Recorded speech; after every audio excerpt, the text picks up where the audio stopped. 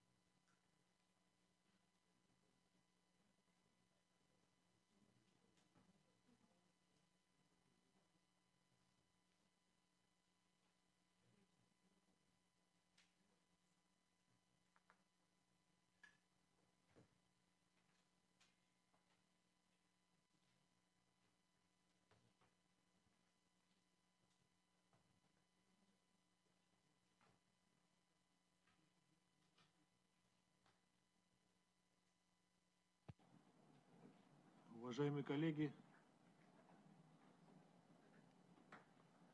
мы приветствуем вас на нашей встрече членов Совета Безопасности по формуле Ария, посвященной важной теме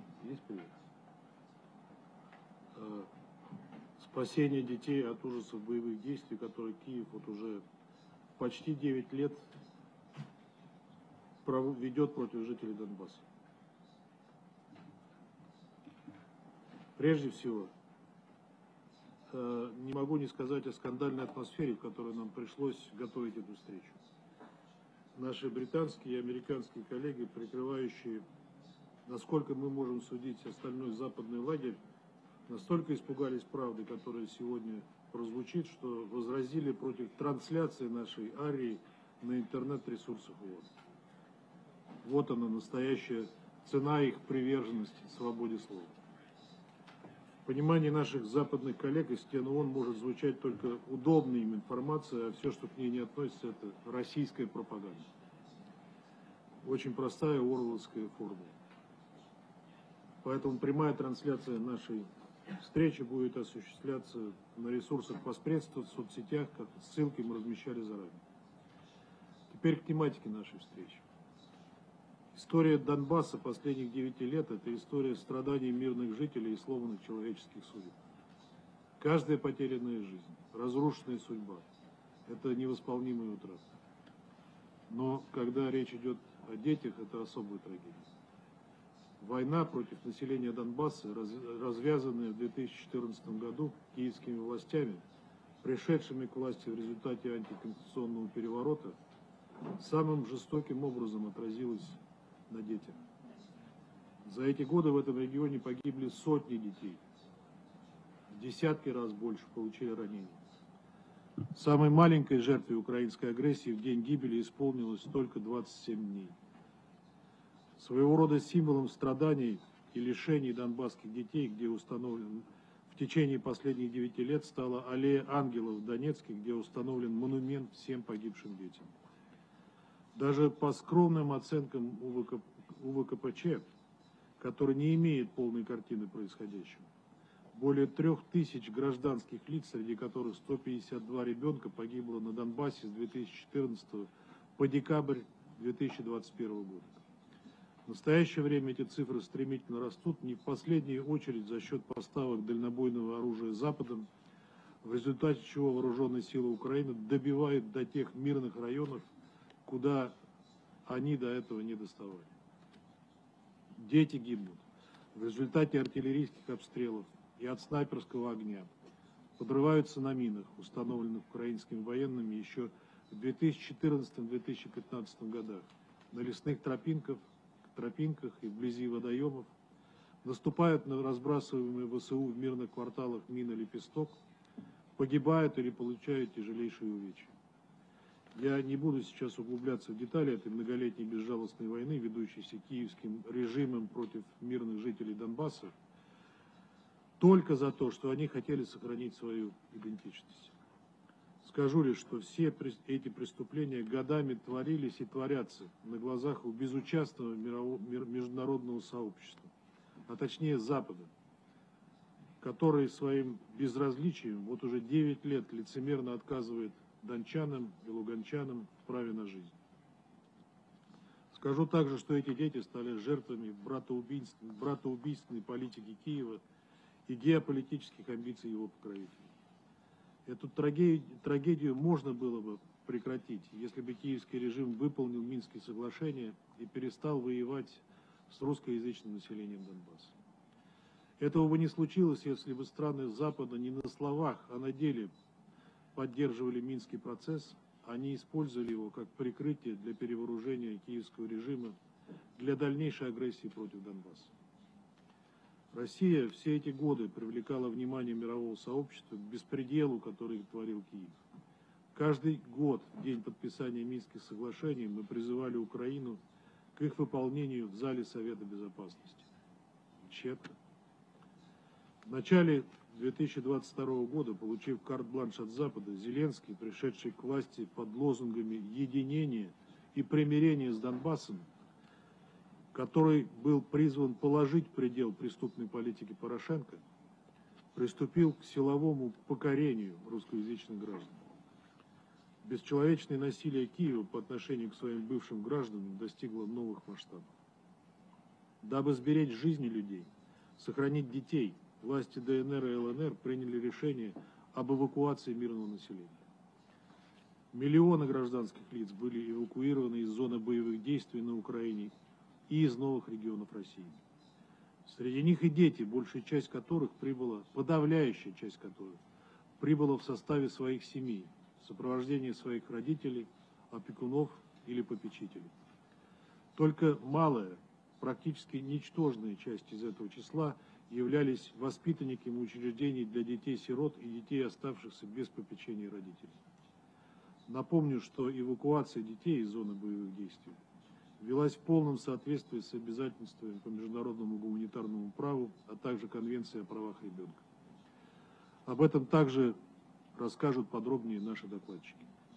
Однако западным поставщикам оружия и их киевским марионеткам недостаточно безнаказанно губить людей.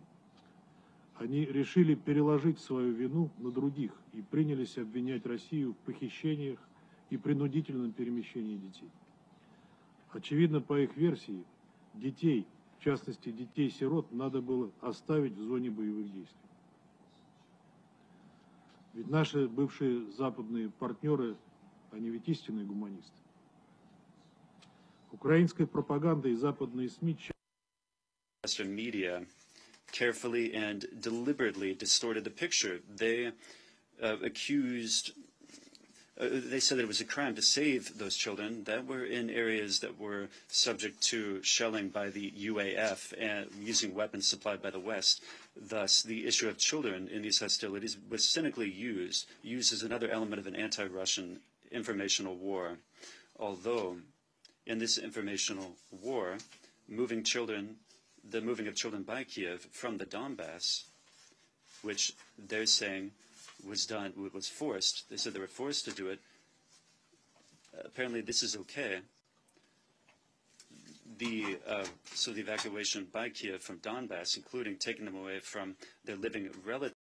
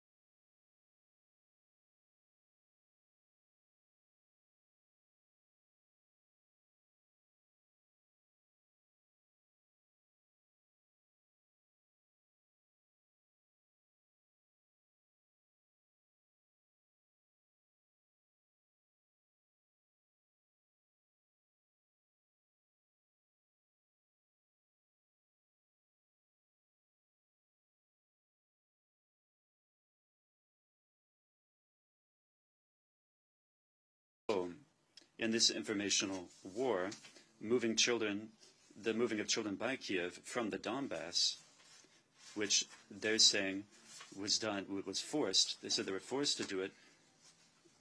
Apparently this is okay. So the evacuation by Kiev from Donbass, including taking them away from their living relatives.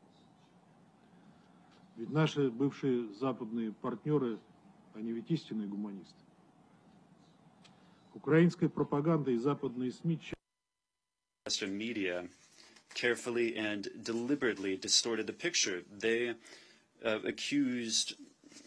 they said that it was a crime to save those children that were in areas that were subject to shelling by the UAF and using weapons supplied by the West. Thus, the issue of children in these hostilities was cynically used as another element of an anti-Russian informational war. Although, in this informational war, the moving of children by Kiev from the Donbass, which they're saying was forced. They said they were forced to do it. Apparently this is okay. So the evacuation by Kiev from Donbass, including taking them away from their living relatives, apparently the West doesn't object to that, or as they're saying, Похоже, что that's Запад different. Запад этому не возражает. Это другое. А также They haven't balked at trying to say that Russia is trying to change Ukrainian identity by evacuating children. они пытаются заявлять, что российская сторона пытается менять украинскую идентичность детей, проводя их эвакуацию. They're doing this to change the focus from the evil of Nazism, which has been sowed in Ukraine, even они не обращают внимания на зло нацизма, которое творилось на Украине, и в том числе в годы Второй мировой войны. И в рамках этих манипуляций Запад совершенно не беспокоит украинизация детей русскоязычных, которых эвакуировали с Донбасса на территорию Украины. Эта пропагандистская кампания нацелена на замалчивание, на замалчивание ситуации похищения детей украинских беженцев в Европе. Есть история жительницы Днепра, у которой похитили, которую разлучили с ее 4-летним сыном. Также у жительницы Киева забрали 9-летнего сына. У жительницы Северодонецка забрали 9-летнюю дочь и не позволяют с ней общаться. Количество людей, которые пострадали таким образом, исчисляется сотнями. Эти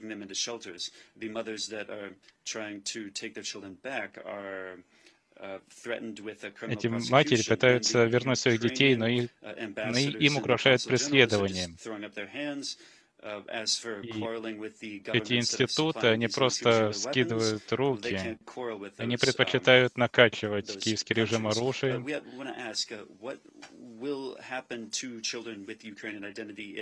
И когда я спрашиваю, что будет с детьми, с украинской идентичностью, которые проживают в лагерях для беженцев на Западе, но это тоже, видимо, другое. Итак, давайте послушаем, что говорит одна из матерей, которая столкнулась с такой ситуацией. Елена Ковалева, Днепр, также жительница Киева. Моя донька Дашко Юлия Михайлівна, мы с Северодонецка. Мои дети были похищены. Социальная служба в Испании, в городе Дерио. Моего ребенка Ричарда Ковалева 9 месяцев назад пришли и забрали чужие люди. Я эту историю везде всем рассказываю. У меня было уже 4 суда. 5-й суд будет 30 марта в этом году. Мне не отдают ребенка и мне не показывают моему маленького сына уже 83 дня. Діти були вилучені ювенальною системою в Португалії. Він зараз у приюті Югенанта. Над ним назначено тимчасове опікунство. І мене в цій країні визнали мамою з синдромом Мюнхгаузена, яка постійно лікує дитину та постійно за нього дуже піклується. Це тут є не нормою. У мене фейки, мою доньку дійсно отримує Ювенальна служба Німеччини. Сообщаю украинским СМИ, что я не являюсь фейком, что я живой человек. За 9 месяцев, что ребенок находится в Германии под опекой, в какой-то немецкой, как мне сказали, семье, мы видели Ричарда только 3 раза. 3 раза по 1 часу. Ребенок скоро забудет, что у него есть мама. Этот процесс называется отчуждение. Пожалуйста, спасите моего украинского сына. Я вас очень прошу. Это не фейк. Повідомляю українські СМІ, що я не є фейком. Я реальна людина з України. Мы просим вас о помощи, чтобы вы помогли забрать нам наших детей. В Европе это не единичный случай. Мы кричим о помощи и просим вас помочь. Вони нам виставляють такі для нас требування, які ми не можемо ніколи. Признайте, що дитини вашої тут краще. Признайте, що йому буде ліпше в чужій родині. Це мені признати, це мені, живої матері, гарної матері, признати, що моєму синочку в Німеччині буде найкраще, коли він дуже хоче додому. І ми тут опинилися за військових обставин на короткий, деякий проміжок часу. Люди, що це коїться в мірі, в суспільстві?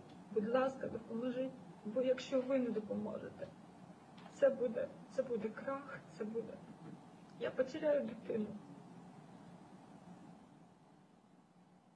Сынка Юлия, город Днепр.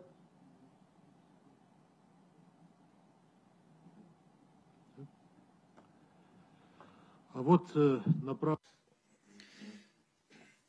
A attorney contacted us who was dealing with the problem. С нами связался юрист, который занимался проблемой спасения детей из европейского рабства. И эта женщина говорит, что столкнулась с угрозами насилия. И поэтому ее голос пришлось изменить.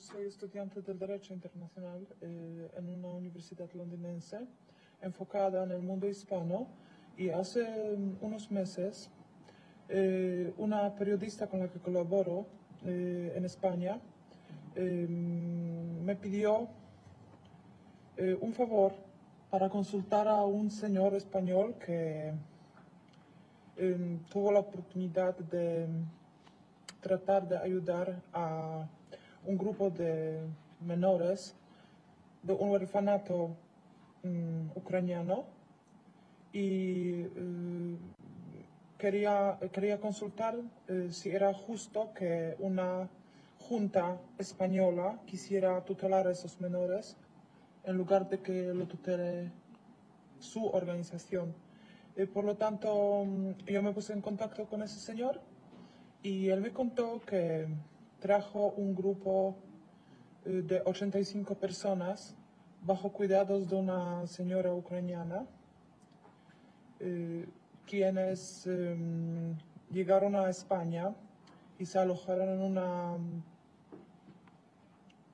escuela religiosa o algún sitio parecido. Y luego la Junta de Castilla y León empezó a tener algunos problemas con este alojamiento de esos menores y decidió tutelarlos la Junta de Castilla y León. Me mandó los documentos para mostrar que de los 85 menores que ha traído la señora, con su ayuda desde Lvov, los 77 han sido tutelados por Castilla y León. Hasta un cierto momento, hasta mediados de julio del año pasado, yo he tenido contacto con la señora que los trajo, que él tenía un permiso de tutela provisional sobre esos menores del colegio de donde han sido traídos. Y luego he perdido el contacto con ella Y en estos momentos no sé cuál es el destino de esos niños. Me gustaría saber qué es lo que ha pasado finalmente con ellos.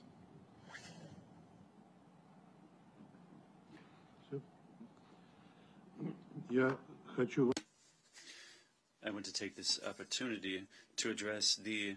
Хочу воспользоваться этой возможностью, чтобы обратиться к гражданскому обществу европейских стран, для тех, для кого права человека и права детей являются не просто элементом пропаганды против России, но являются ценностью. Если вы можете помочь этим украинским матерям, то свяжитесь с нами, и мы свяжем вас с ними напрямую. Адрес можете найти в интернете. Что касается заявлений Зеленского и усилий западной стороны как-то прикрывать действия Зеленского, со стороны киевского режима мы наблюдали и другие преступления против детей. Были случаи похищения детей, разлучения детей с родителями. Речь идет о тех, кого эвакуировали с районов, соседствующих с зонами боевых действий. Эти люди ждали прихода российских военных. Они относятся к ним как к освободителям. Ехать на территорию Украины, даже если они того не хотели. Потом, через время, началась принудительная эвакуация детей службами «Белый ангел» и «Феникс». Это были машины, это были военные ребята, которые в полное обмундирование ездили по адресам, ездили по подвалам, искали детей и принудительно, именно силой вывозили детей. Если родители соглашались ехать, могли вместе с ними. Если родители были против, забирали детей. Поэтому был у нас период, когда мы своих детей просто прятали. Прятали по холодным квартирам, прятали по другим адресам, по другим подвалам, то есть не там, где они зарегистрированы или их видели ранее. И поэтому у нас, грубо говоря, наверное, 2,5 недели, если не около 3 недель, был вот такой вот, мы прятали. У меня лично прятали тоже девочку 4 лет. Она знала, что это такое «Феникс», что прятаться, когда ей говорили там «тихо», она как мышка сидела. По очереди выглядывали постоянно в окна, чтобы увидеть эти машины. Если машина подъезжает во двор или где-то начинает мелькать, девочек взрослые быстро брали. Украина обвиняет передачей информации по расположению ВСУ через публикации в соцсетях. Так, один из таких несовершеннолетних содержится в СИЗО номер 4 в Днепропетровске, подвергается пыткам и включен в список на обмен как военнопленный. Все данные у нас есть. Кто интересно? Кроме того, мы получаем письма от опекунов несовершеннолетних, которые представители уже Соединенных Штатов, цинично обвиняющих нас в якобы похищении детей. Которых Хочется напомнить про операцию Baby Lift, когда в 1975 году один из этих несовершеннолетних находится в центре содержания несовершеннолетних в Днепропетровске. Затем уже в Америке. Вся подобная информация, все западные неправительственные организации, которые хотели бы изучить эту информацию, свяжитесь с нами. И у нас есть все основания полагать, Запад цинично обвиняет нас в похищении детей. Вот я бы хотел напомнить программу 1975 года, когда США из Вьетнама перемешала детей, которых потом отдавали приемных родителям. И когда появлялись настоящие родители этих детей, суды отказывали им в возвращении этих детей к ним. Это восприятие наших западных коллег И совсем другое. Тогда, по сути, применялись российские методы со стороны США, и эти методы, по сути, неизменны. Двойные стандарты коллективного Запада, но и развеять При уходе сил США из Афганистана также похищались дети афганцев. О мерах, предпринимаемых детей с их родственниками и близкими, и стремиться к их воссоединению. В том, что всем эвакуированным детям оказывается медицинская и психологическая помощь и социальная поддержка. А тех детей, кто еще не вернулся в семью или не может сделать этого по причине ее отсутствия, не насчитывается и 20. Но подробнее об этом расскажут наши сегодняшние докладчики. Уполномоченный по правам ребенка при президенте Российской Федерации Мария Алексеевна Львова-Белова, которая непосредственно занимается вопросами жизнеустройства эвакуированных детей, советник Марии Алексеевне Алексей Александрович Петров, занимающийся гуманитарными аспектами этой проблемы, уполномоченный по правам человека ДНР Дарья Васильевна Морозова, советник в Рио главы ДНР по правам ребенка Элеонора Михайловна Федоренко, которые дадут вам реальное представление о катастрофической гуманитарной ситуации на Донбассе и ее влиянии на детей. А также Евгений Владимирович Жилицын, врач-травматолог, заведующий детским отделением Донецкого республиканского травматологического центра, который каждый день видит, как война калечит детей. Первым я хотел бы дать слово Марии Алексеевне Львовой-Беловой. Прошу вас, Мария Алексеевна. Добрый день, уважаемые коллеги. Добрый день, уважаемые коллеги. Надеюсь, что наша встреча положит начало конструктивному обсуждению фактов, а не домыслов и беспочвенных обвинений. Мы ведем открытую информационную политику и всегда готовы рассказать о своей работе. Сейчас хочу пройтись по ключевым вопросам, связанным с жизнеустройством прибывающих в Россию детей. С февраля 2022 года российские регионы приняли более 5 миллионов жителей Украины и республик Донбасса. Из них более 730 тысяч – это дети. Все они приехали с родителями, другими родственниками, либо с законными представителями. Среди этих детей было 2000 воспитанников детских домов. Они прибыли вместе с руководителями, воспитателями учреждений по просьбе руководителей Донецкой Народной Республики и Луганской Народной Республики. Такое решение власти республик приняли, потому что на Донбассе нет безопасных мест. Мы не можем сказать места, куда не может прилететь, где нет обстрелов, где дети были бы в безопасности. Эти дети годами росли в обстановке военных действий, были свидетелями, а иногда и мишенями обстрелов, прилетов ракет. Они прекрасно знают, что такое бомбоубежище. И вот хотим показать вам условия, в которых живут эти дети.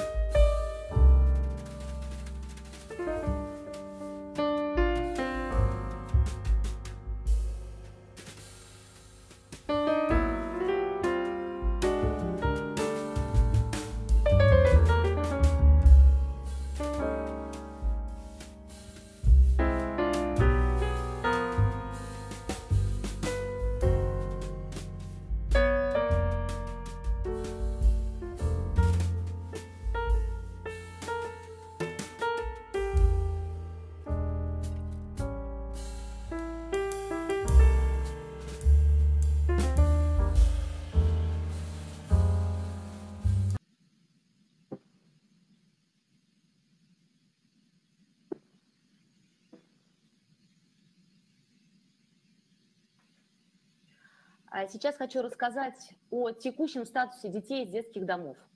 Как я говорила в самом начале, около 2000 детей из детских сиротских учреждений были эвакуированы в Россию. На сегодняшний день около 1300 детей вернулись назад в свои детские дома. 400 детей из-за того, что их учреждения постоянно обстреливаются украинской стороной, в Донецкой Народной Республике, были определены в детские дома России в разных регионах. И сейчас воспитываются в этих учреждениях.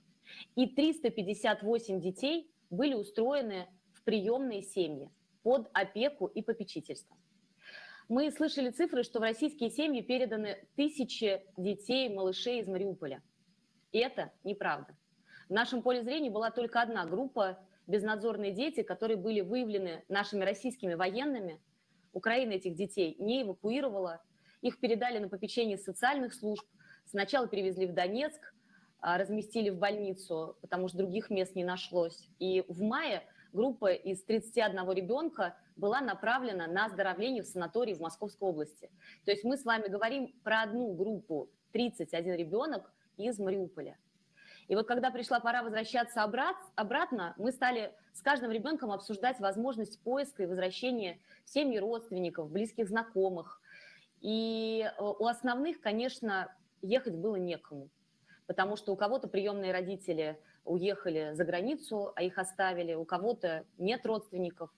Вот. И многие дети попросили помочь им с устройством в приемную семью, временную приемную семью. Так, собственно, мы и поступили в Московской области, подобрали семьи, они познакомились с детьми, и дети пошли к ним в семьи. 3 забрал отец. Эта история широко освещается, в том числе в зарубежных СМИ. Я говорю сейчас о Евгении Межевом. Так сложилось, что он один воспитывал 3 детей, попал под фильтрацию, когда пытался уехать из Мариуполя, и дети остались без присмотра и попали в эту группу 31 ребенок. Мы сразу знали, что этих 3 детей мы должны будем передать отцу. Собирались с сопровождающим отправить в Донецкую Народную Республику назад. Однако Межевой смог приехать за ними раньше. Мы узнали об этом от волонтеров накануне вечером. И напомню, вот, что украинским волонтерам взаимодействовать с официальными властями запрещено. То есть мы с ними не контактируем. Мы работаем через трехстороннюю такую историю, когда мы общаемся с нашими волонтерами, а наши волонтеры общаются с украинскими волонтерами. И вот мы вечером узнали, что Межевой едет за детьми, и утром мой сотрудник встретил его у входа, помог с документами, и папа вместе с 3 детьми отправились назад. Мы, собственно, радовались всем аппаратам такому счастливому исходу, и было потом грустно читать и смотреть, что эту историю в абсолютно просто перевернули в другом виде, и будто хотели забрать детей и передать в другую семью. Это ложь. У нас есть подтверждение фотографиями, перепиской, видео. Но остальные дети из этой группы, 22 ребенка, были переданы под предварительную опеку. И в дальнейшем 1 девочка вернулась в Донецк под опеку соседки, а 6 детей, по их желанию, были перемещены в семейные центры. И вот почти все они впоследствии захотели быть устроенными тоже в приемные семьи. Еще одна информационная атака касается детей в детско-оздоровительных лагерях. Напомню, что в октябре прошлого года с согласия родителей были направлены на отдых и оздоровление в Республику Крым и Краснодарский край из Херсонской, Запорожской областей дети. Было важно, чтобы они были в безопасности, чтобы они могли отдохнуть, но в это время переместилась линия фронта, и их обратная транспортировка представлялась небезопасной. Их родители оказались по другую сторону границы, некоторые вообще уехали из Херсонской области, и было принято решение, что дети останутся в лагере ждать, пока за ним приедут родители или законные представители. Но далеко не у всех есть такая возможность. Во-первых, отцов призывного возраста не выпускают власти Украины. Матери иногда не могут оставить других детей. Требуется время, чтобы оформить загранпаспорт. Если родители не могут приехать сами, ребенка может забрать доверенное лицо, но его тоже нужно найти и оформить доверенность. Мы подключились тогда, когда стало понятно, что есть дети, которых пока так и не удается забрать. На тот момент, это было в январе, более 2000 уже воссоединились с родными, около 400 оставались в лагерях. И вот через волонтеров разыскивали родителей, консультировали их по подготовке документов, информировали власти регионов об их приезде. Вот родители некоторых детей сейчас в странах Евросоюза, их контакты мы передали Международному комитету Красного Креста и надеемся, что при их содействии мы сможем воссоединить семьи. Так вот, на сегодняшний момент в лагерях у нас осталось 16 детей. Они ждут родителей. Я уверена, что каждого ребенка мы сможем либо вернуть в семью родственников, либо к родителям. Семейное устройство детей-сирот. Воссоединение ребенка с родными – это приоритет в нашей работе. Этой позиции придерживается и президент России. Но, во-первых, не всегда у детей есть родные, с которыми они могли бы воссоединиться. Да, иногда мы не имеем этой информации, но вот как раз те 380 детей из Донецкой Народной Республики, Луганской Народной Республики, которые были переданы под опеку в приемные семьи, это дети, которые находились в детских домах до начала специальной военной операции, которые из больших семейных групп. Это когда много братьев и сестер, мы не можем их разделять. Это 3, 5, 7, даже 9 детей у нас есть. Одна семья, которая была устроена в Московской области. Часть этих детей – это дети с инвалидностью. И первоначально работа носила экстренный характер. Необходимо было оперативно вывести детей из-под обстрелов и обеспечить им безопасное окружение. Оптимально по согласованию с уполномоченными органами республик было признано семейное устройство хотя бы временное. По каждому ребенку из этой группы мы проработали возможность воссоединения с родными, если таковые остались на Донбассе. Я особенно подчеркиваю и прошу переводчиков максимально точно перевести. Речь идет об опеке и попечительстве. Усыновление детей, рожденных в ДНР, ЛНР и Украине, российскими гражданами за время с начала специальной военной операции не было. По крайней мере, мне о таких случаях неизвестно. И вот под усыновлением в правовой системе России понимается форма семейного устройства, при которой приемные родители и дети приравниваются к биологическим.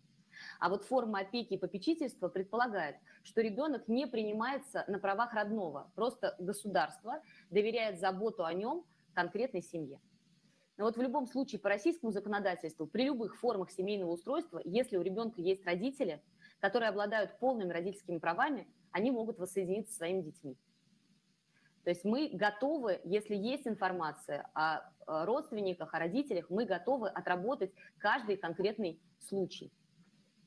Вот. Мы точно знаем, что украинскую сторону на протяжении 8 лет постоянных обстрелов учреждений не беспокоило, никакой гуманитарной помощи не оказывалось, никаких запросов по этим детям не делалось. И по признанию самих детей, они часто говорят, мы знаем, кто нас бомбил, мы знаем, почему мы сидели в бомбоубежищах. Украина не предпринимала никаких действий для того, чтобы вернуть этих детей на территорию Украины. Видимо, устраивало, что дети месяцами не ходят в школу, вместо прогулки спускаются в бомбоубежище. Мы считаем такие условия для детей неприемлемыми и не будем мириться с таким положением. Мы понимаем, что сегодня они продолжали бы жить в условиях интерната, да, и маловероятно, что когда-либо и кто-либо взял бы их в семью. Если мы узнаем хоть один случай, конкретный пример, что дети из учреждений разлучались с родителями, мы готовы их отработать. Мы открыты, готовы по каждому случаю подключить все возможные инстанции и силы. Но у всех детей, которых мы устроили в семьи, был статус детей-сирот, детей без попечения родителей еще до специальной военной операции. И вот мы подготовили небольшой ролик о том, как сейчас живут эти дети, предлагаем его посмотреть.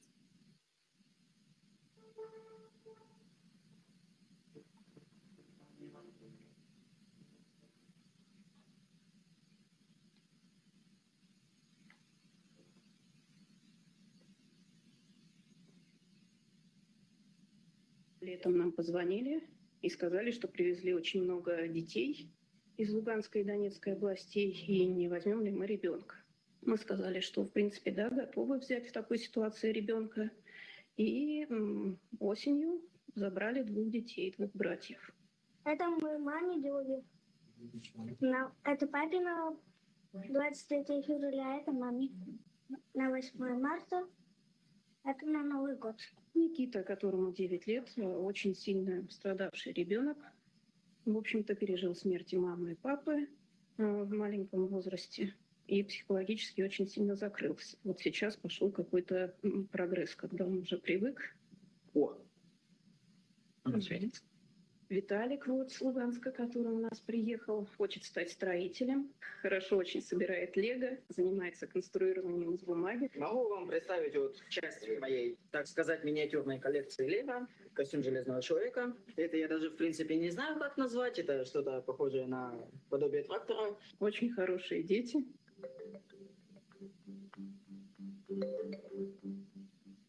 вначале, конечно, была сложность в том, что неизвестно, дети взрослые. Ну, на сегодняшний день стало понятно, что они как здесь и были. Я учусь на жилищно-коммунальные услуги.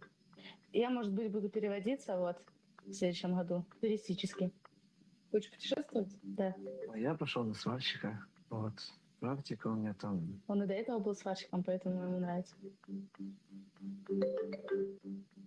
Быстро как-то адаптировались, привыкли, сговорились. Но у нас молодежи много, и они, поэтому я думаю, что глядя на них, да, и у нас попроще получилось. Хорошо живется, очень хорошо. Все уютно, все комфортно.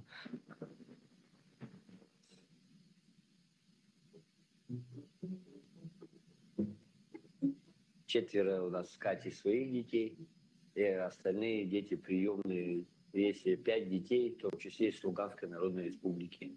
3, 4, 6, 11 и 13 лет. 1 брат, получается, и 4 сестры. 5 – это одна семья.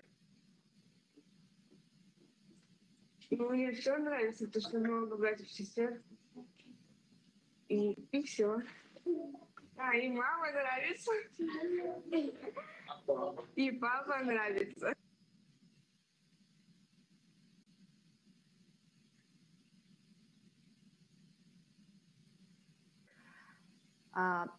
И, коллеги, хочу подчеркнуть, что наше отличие от украинской страны в том, что мы не используем детей для пропаганды.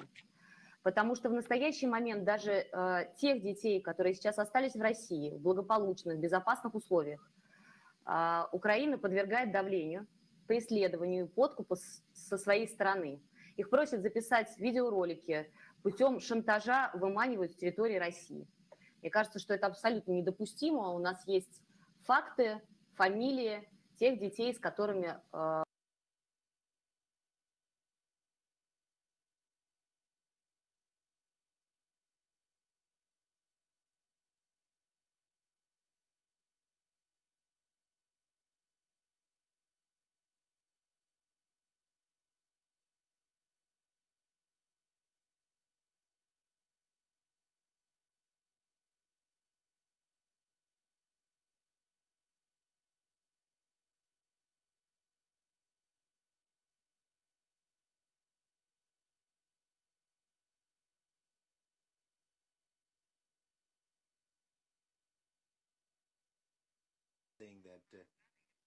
That sooner or later they will have to answer for what they have done. Colleagues, we're fully open to cooperation in the interests of the children.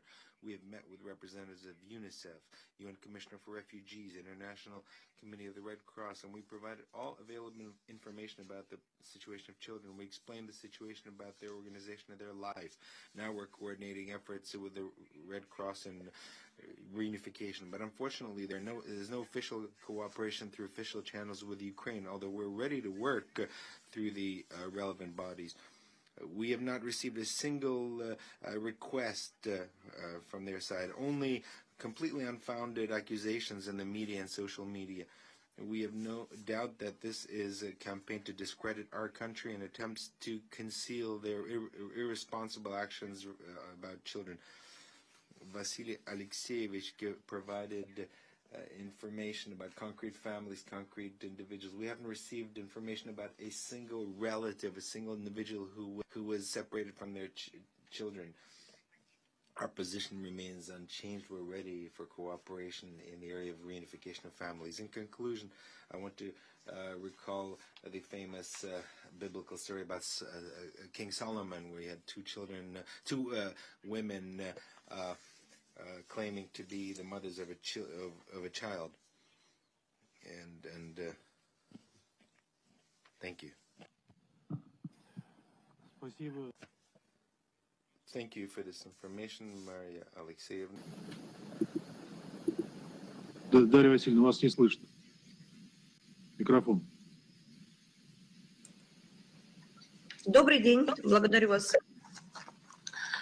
Уважаемые дамы и господа, коллеги, все присутствующие, приветствую вас. Мой доклад содержит конкретные статистические и аналитические данные о том, в том числе подтверждающие международными инстанциями, которые разоблачают любые обвинения якобы принудительной депортации детей из зон боевых действий на территорию Российской Федерации. Я расскажу об истинных угрозах, которым подвергались несовершеннолетние жители региона, и о их причинах, по которым сегодня Украина и ее страны-кураторы пытаются дискредитировать усилия Российской Федерации, направленные на спасение жизней граждан Донбасса, в том числе и несовершеннолетних. К началу 2022 года стало очевидно, что Украина не нацелена на урегулирование конфликта в Донбассе мирным путем. По вине Киева Минский процесс был сорван, а договоренности о прекращении огня нивелированы в одностороннем порядке. Нарастала напряженность и на линии соприкосновения. Только за неделю, которая предшествовала объявлению массовой эвакуации в городе Донецке, украинские вооруженные формирования выпустили по территорию ДНР почти 100 снарядов, запрещенные Минскими соглашениями. При этом украинские солдаты получили прямой приказ командующего ВСУ Залужного открывать огонь без согласования с командованием. Были зафиксированы факты применения дронов со специальными взрывными устройствами для нанесения ударов по мирным жителям. Украина усиливала свою позицию не только на фронте, но и личным составом, а также новейшим вооружением. Киев планомерно наращивал военную, учитывая указанные обстоятельства, 18 февраля 2022 года власти Донецкой Народной Республики приняли решение об организации эвакуации населения и о приостановлении образовательной и научной деятельности в республике. Почему этот шаг был единственно верным? За 8 лет конфликта мы прекрасно понимали, чем грозит эскалация со стороны Киева. На момент начала СВО по нашей территории обстрелами Украины уже были убиты 4374 мирных жителя, в том числе 91 ребенок. Почти 8000 мирных жителей получили ранения различной степени тяжести, в том числе 323 ребенка. Не менее 27 из 27 остались инвалидами. Приведу только несколько примеров. 13 августа 2014 года со стороны Украины был нанесен авиаудар по детскому пляжу в Зугрессе кассетными снарядами с надписью «Все лучшее детям». В результате погибло 13 мирных жителей, включая 3 детей. 5 октября 2014 года в Тельмановском районе прицельным снайперским выстрелом в голову был убит 16-летний Орест. 18 января 2015 года в Кировском районе города Донецка 4-летнего Артема при артобстреле засыпало землей, в результате чего малыш задохнулся.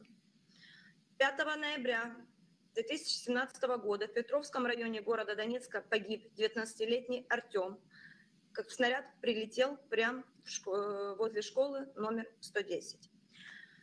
Кроме попыток физического уничтожения жителей региона, Киев душил Донбасс социально-экономическими ограничениями.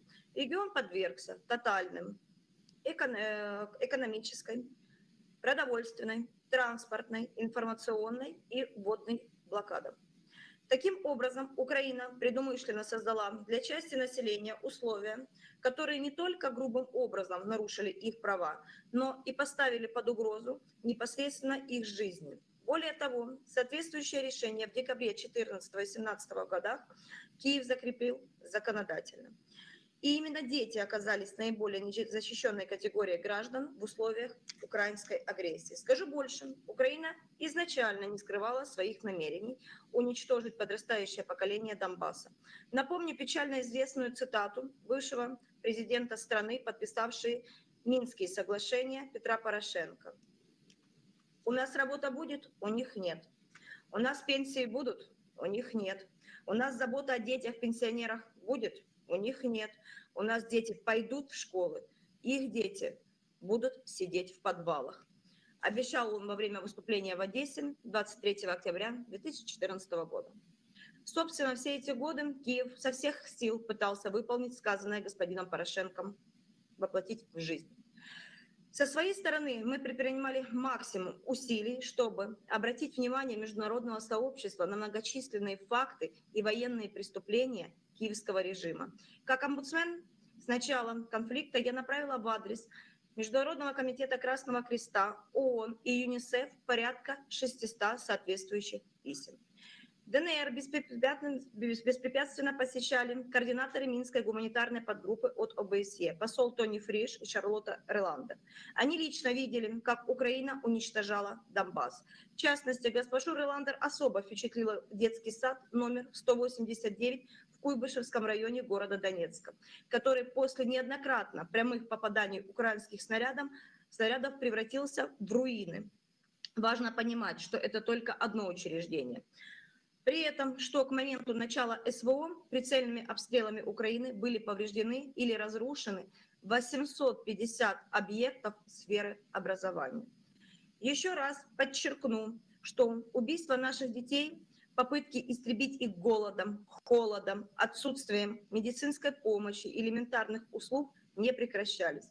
Даже на фоне якобы мирного Минского процесса. Поэтому мы абсолютно объективно прогнозировали последствия полномасштабной и открытой военной операции, запланированной Киевом. Еще раз подчеркну, что убийство наших детей, попытки истребить их, они не привели и никогда, я дай бог, не приведут к желаемому результату Киева. Вот, например, цитата недавнего интервью одного из пленных, 25-летний Вадим Токарь, украинский разведчик, оператор-наводчик пулемета ДШК, даже находясь в плену, открыто, с улыбкой на лице говорит о том, что всех, кто не поддержал Киевский Майдан, нужно отправлять в газовую камеру. И для детей Донбасса пощады быть не должно, поскольку из них вырастят такие же несогласные. Принимая во внимание прямые угрозы для жизни и здоровья жителей Донбасса, в том числе несовершеннолетних, решение об эвакуации было не преступлением, как это сегодня пытается преподносить украинский политикум, а операцией по спасению ни в чем не повинных людей. Учитывая территориальную близость, логично, что жители Донбасса в первую очередь выезжали на территорию России. Кроме того, именно Российская Федерация создала все необходимые для приема беженцев условия, включая предоставление мер социальной поддержки, расселение людей, предоставление им возможности трудоустройства. Украина же, напротив, блокировала зеленые коридоры на свою территорию. Даже больше зафиксированы многочисленные факты расстрела гражданских автомобилей, пытавшихся покинуть красную зону через украинские блокпосты. Мирное население нужно было Киеву только как живой щит. Что касательно эвакуации детей с территории Донецкой Народной Республики в границах до начала СВО. Она проходила в сопровождении педагогов, с соблюдением санитарно-гигиенических норм и правил по предупреждению коронавирусной инфекции, поскольку на тот момент была пандемия. Приведу цифры. 71 воспитанник из 3 домов ребенка, подведомственных Министерства здравоохранения Донецкой Народной Республики. 761 ребенок сиротам и ребенок, оставшийся без попечительства родителей. 165 воспитанников детских социальных центров. Я хочу подчеркнуть, что это цифры только по Донецкой Народной Республике. Все остальные дети выезжали с подконтрольной территории ДНР вместе с родителями. И можно только представить серьезность угрозы, при которой люди осознанно принимали решение стать беженцами вместе со своими детьми. Обращаю ваше внимание, что местные власти и Российская Федерация предприняли исчерпывающие меры для обеспечения безопасности населения. Более того, действовали строго в интересах детей и рамках правового поля, в том числе положений международного гуманитарного права. Так, в частности, пункт 2 статьи 6 Конвенции о правах ребенка, одобренной Генеральной Ассамблеей ООН 20 ноября 1989 года обязывает государства-участников обеспечить максимально возможной степени выживания и здорового развития ребенка. При этом пункт 4 статьи 38 указанного документа подчеркивает, что согласно своим обязательствам по международному гуманитарному праву, связанным с защитой гражданского населения во время вооруженных конфликтов, должна принять все возможные меры с целью обеспечения защиты затрагиваемых вооруженных конфликтов детей и ухода за ними. Напомню также, что 28 февраля 2022 года Европейская сеть омбудсменов по правам детей в своем заявлении высказалась о необходимости незамедлительных действий по защите прав детей на Украине. Призвала все заинтересованные стороны обеспечить безопасное, быстрое оказание гуманитарной помощи нуждающимся детям и их семьям, а правительствам стран разделить ответственность и открыть свои границы для детей-беженцев. На этом фоне обвинение Международного уголовного суда в принудительной эвакуации детей из Донбасса в Российскую Федерацию выглядит, мягко говоря, несостоятельными. Игнорируя здравый смысл и понимая реальности угроз населению региона, данный орган, по сути, обвиняет родителей и законных представителей в решении спасти своих детей, а Российскую Федерацию в оперативном реагировании на призывы международных правозащитного общественности по организации помощи беженцам и проявлении гуманизма. Считаю, что этим решением МУС дискредитировал свою профессиональную компетентность и полностью расписался в ангажированности. Мнимая забота о судьбах населения Донбасса выглядит особенно кощунственно, зная, что данный орган международной юстиции с 2014 года не дал ни одной реакции на многочисленные исковые заявления от родителей детей, погибших в результате украинских обстрелов в регионе. При этом ордера на арест российских государственных деятелей выданы с нарушением всех юридических процедур. Благодарю за внимание. Уверена, что изложенные факты в полной мере раскрывают настоящие причины созданной Киевом медийной провокации вокруг, казалось бы, неприкосновенной темы сохранения жизни ребенка. Украина и ее западные кураторы всячески пытаются отвлечь внимание мирового сообщества о 9-летней истории геноцида народа Донбасса, придумывая все более абсурдные поводы для дискуссий на международной арене. Искренне верю, что разум и справедливость восторжествуют, и меры по привлечению к ответственности настоящих военных преступников наконец будут приняты. Это самое важное, что сегодня могут сделать все, кто действительно заинтересован в создании безопасной среды для детей Донбасса и всего мира. Благодарю вас за внимание. Спасибо, Дарья Васильевна, за вашу ситуацию на Донбассе, в том числе с точки зрения прав и безопасности детей. И сейчас хотел бы предоставить слово Алексею Александровичу Петрову. Спасибо большое, коллеги. Василий Алексеевич, Мария Александровна, спасибо большое за предоставленное слово. Я постараюсь кратко, потому что много уже было сказано. Начну с основного. Наша страна оказывает большую и надежную поддержку новым освобожденным территориям. Но вы не увидите этого в эфирах иностранных СМИ, не прочтете на страницах иностранных газет. Эту информацию блокируют. Они не хотят говорить о добрых делах, о волонтерах, о взаимопомощи. И сегодня я хочу рассказать вам о простой и главной помощи нашим самым маленьким – это детям и семьям с детьми. Для каждого человека детство – это особая пора, это светлая пора. Но детство доступно не для всех. Для некоторых детей сегодня обычные маленькие радости, будь то прогулка с друзьями, езда на велосипеде или обычный поход в школу, невозможно.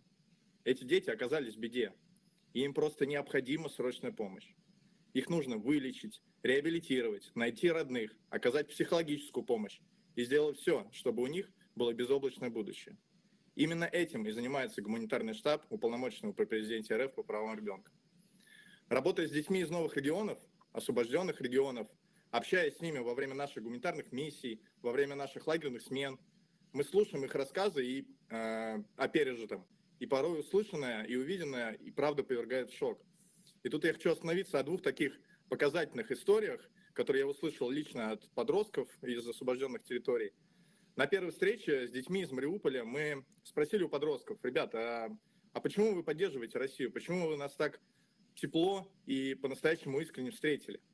Они быстро поменялись в лице и сказали: потому что мы знаем, кто есть кто. Потому что мы видим, как к нам относились ВСУшники и как относятся военные РФ. Когда в Мариуполе действовали ВСУ и перегоняли нас из одного района в другой, группы по 40-50 человек, они, чтобы мы шли быстрее, стреляли нам под ноги. И это, представьте, говорят 14-летние подростки. И либо второй пример. Совсем недавно у нас закончилась смена лагерная, о которой я расскажу чуть позже.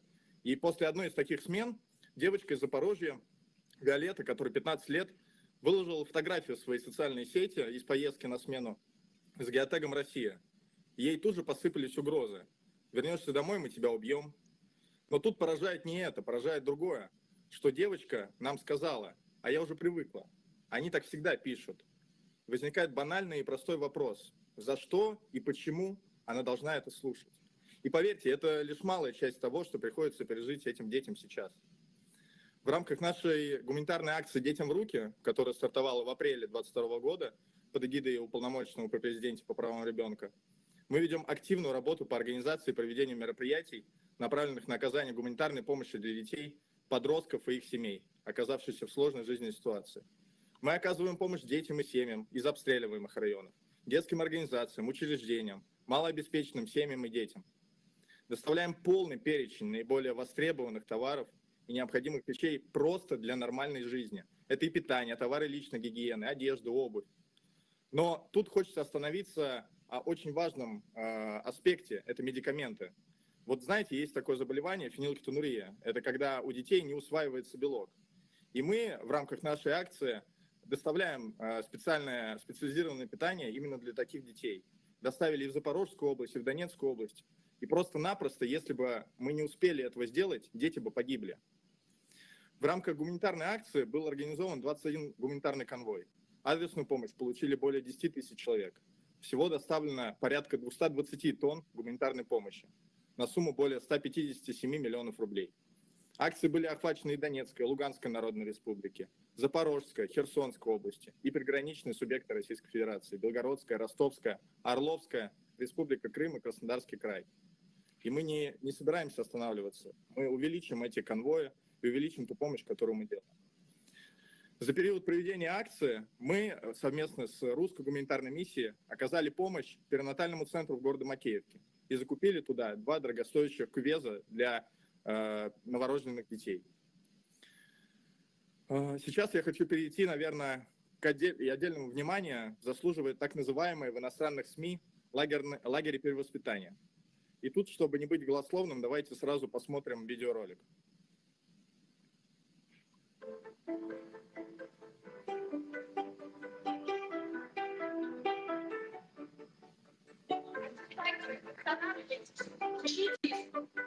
Я приду с вами.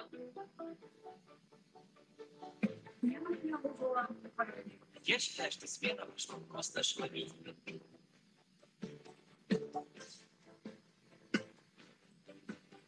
В течение лагеря очень сложно было перечислить, чем мы занимались, потому что занятий было бесконечное множество. Но больше всего мне запомнились подготовки к выступлениям и репетиции.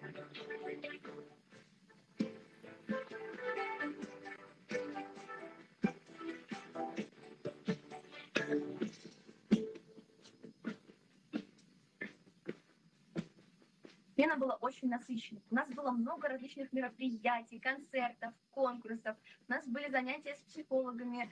Мы обучались чему-то новому на технограде. В общем, скучать нам было некогда. У меня появилось много-много новых друзей.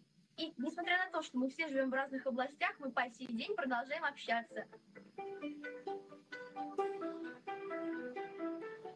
Прекрасная вода, прекрасное руководство, круто. Еще раз бы поехал бы. 2 недели это очень мало. Наверное, на отдых поехал. Вместе в таком симбиозе, в дружеском общении, ребята и обретут самую детскую мечту, которая в дальнейшем станет для них реальностью. Спасибо. Ну вот такие искренние эмоции, улыбки, впечатления, радость вы только что видели сами. Это не монтаж, это не пропаганда, это просто дети, которые наконец-то смогли почувствовать себя детьми. Им не нужно прятаться, они счастливы, они в безопасности. Весь наш проект по лагерям зародился еще в Мариуполе с небольшой встречи с подростками. И когда мы спросили, ребята, а чего вы хотите от таких лагерей? Они ответили нам: спокойной и мирной жизни. Мы хотим понять, кем я могу стать, что мне делать в будущем, куда поступить. И мы хотим простого детского счастья. Вот именно это простое детское счастье они получают на наших сменах. В период с августа 2022 года по март 2023 года проведено 7 лагерных смен послезавтра. Участниками стали дети из Луганской, Донецкой народных республик, Запорожской и Херсонских областей, а также из Белгородской, Брянской и Курской. Это в первую очередь работа с психологами. Вы даже не представляете, какой ажиотаж вызвали консультации с психологами. Более 2604 индивидуальных консультаций, 890 психологических тренингов в больших и малых группах. 1387 детей прошло через наши лагерные смены. И что касается программы на этих сменах, мы показываем те возможности, которые ребята смогут получить. Это и вузы российские, проходят различные презентации этих вузов. Это и наши партнеры в сфере профориентации, рассказывают про наши новые профессии, про то, кем дети смогут стать в будущем. Разве это лагеря перевоспитания? Что важно, ребята, которые были у нас на лагерях, сейчас работают, и много из них работают волонтерами в наших гуманитарных штабах «Детям в руки». Они хотят помогать, делать добро, и ведь это здорово. Разве все то, что я вам сейчас рассказал, может показаться ужасно и неправильным? Но именно сейчас мне, команде наших сотрудников и волонтерам нашего штаба приходит огромное количество обвинений, оскорблений, угроз. Когда наши сотрудники приносят мне отчеты из групп в социальных сетях, из электронных почт, где публикуются их личные данные, где приходят прямые угрозы с текстами «умри» и прочее, а провокаторы призывают писать о минировании метро и торговых центров от имени моих сотрудников. Это ли норма и это гуманность, которую призывают ООН? Разве это правильно и справедливо? Разве такого отношения достойны люди, которые просто делают добрые дела и оказывают помощь тем, кто в ней нуждается? Коллеги, для этого и в завершении моего выступления я приглашаю вас приехать и лично посетить наши лагеря, наши смены, принять участие в сборе гуманитарной помощи, поехать и передать эту помощь в руки семьям с детьми. Уверен, когда вы увидите и почувствуете все это, когда вы посмотрите в детские глаза, пообщаетесь с ребятами, с их родителями и услышите настоящие истории из первых уст, многое вам станет ясно. Спасибо большое. Спасибо, Алексей Александрович. Я думаю, что прежде чем дать слово следующему докладчику, я должен сделать одно небольшое пояснение. Дело в том, что в русском языке слово «лагерь», «camp», имеет совсем другую коннотацию, нежели, скажем, в языке английском. И по-русски лагерь, кемп – это место отдыха и место занятий летних, прежде всего, подростков и учащихся. Мы сами все проходили через пионерские лагеря в советское время, и, поверьте, это были не те лагеря, иной смысл, в который вкладывают некоторые наши западные коллеги. А сейчас я хотел бы предоставить слово советнику временного исполняющего обязанности главы Донецкой Народной Республики по правам ребенка Элеоноре Михайловне Федоренко. Добрый день, уважаемые члены Совета Безопасности, уважаемые коллеги, здравствуйте. Я перед своим выступлением прошу показать видеоряд, который будет анонсом и, наверное, статистическим таким, о чем ранее говорила и Мария Алексеевна, и Дарья Васильевна, что происходит на самом деле, как происходит эвакуация и кто в этой эвакуации едет. Пожалуйста.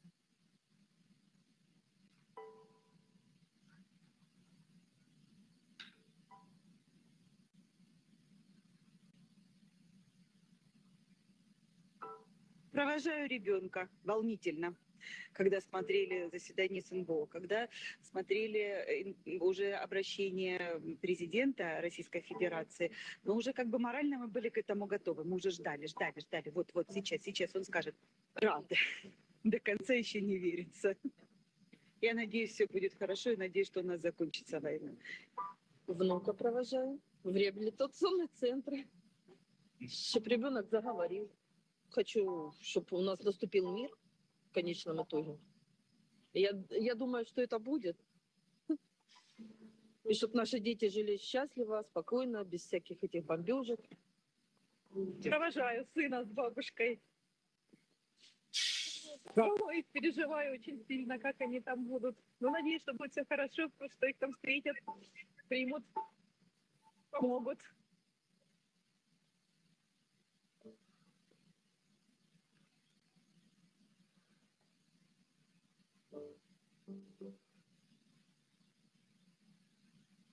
А вы в последние дни слышали, чтобы громко стреляли или взрывы какие-нибудь?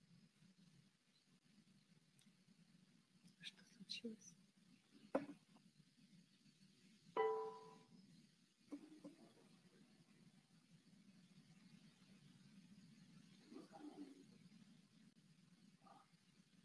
Кто-то что-то нажал.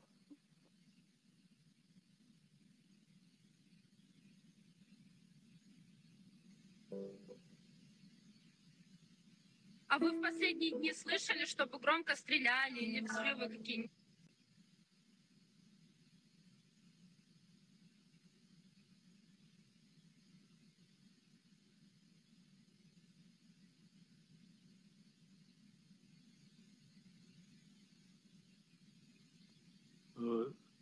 Судя по всему, это какой-то небольшой технический сбой.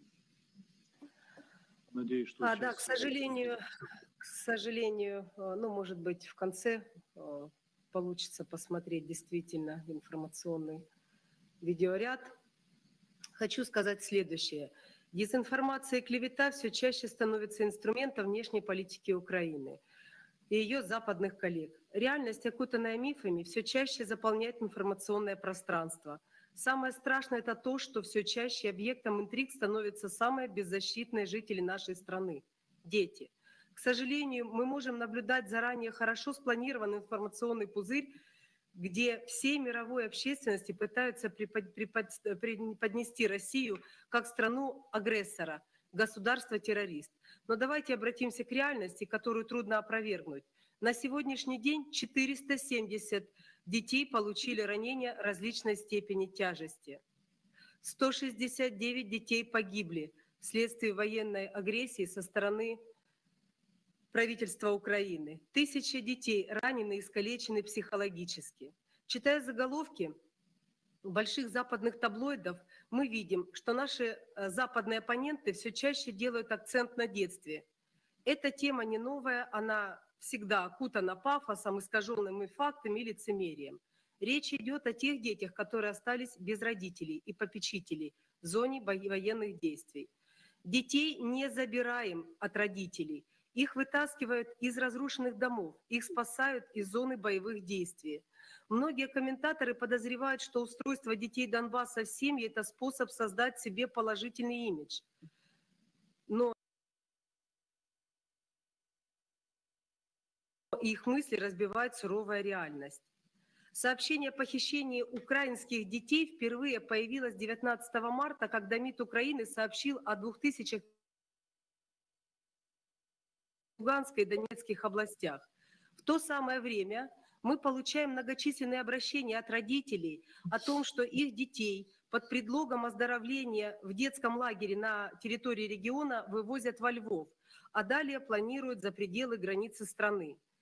Принимаем самые активные меры для того, чтобы дети были возвращены в семью. По данным властей Украины, к началу лета число насильно вывезенных из Украины граждан достигает 1 200 000 человек. Это все далеко от реальности. Те сведения, которые предоставляют украинские власти, которые потом звучат с трибун международных организаций, недостоверны. Периодически поступают сообщения о ребенке или группе детей, которые без сопровождения взрослых остались. Незамедлительно реагируем, забираем с места нахождения, а это подвальные или другие укрытия. Всего за период СВО выявлен 141 ребенок, жизнедеятельность и безопасность которых были нарушены в результате вооруженного конфликта. Это 141 судьба, зачастую трагическая, гибель родителей потерялся в период эвакуации. Но были и такие случаи, когда дети свидетельствовали об оставлении их в охваченной войной городе, а лица, на которых возложена ответственность за жизнь и здоровье ребенка, эвакуировались без детей. Те дети, чей статус не был установлен на период нахождения ребенка, то есть ребенок находился без родителей, без опекуна, были размещены в медицинские учреждения для полного обследования и оказания помощи. Во исполнение правовых актов Российской Федерации, Донецкой Народной Республики по защите прав и законных интересов несовершеннолетних и приоритета воспитания ребенка в семье были предприняты все меры по поиску родителей или близких родственников. В числе детей, оставленных без сопровождения взрослых, были воспитанники детских домов семейного типа. А таких случаев было 2. Всего 18 воспитанников, где старшему 17, а младше 4 года было. Родители-воспитатели эвакуировались без детей на территорию Франции. Но и в этом случае мы приняли меры, чтобы найти и установить связь с опекунами.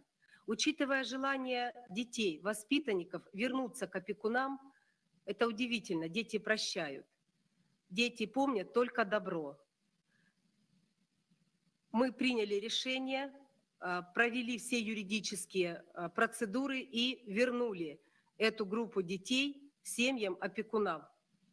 Но есть и семейные истории с обратным развитием ситуации. Детский дом семейного типа, где опекун забрала всех, 3 своих и 8 детей у нее под опекой, была эвакуирована в одну из стран Европы.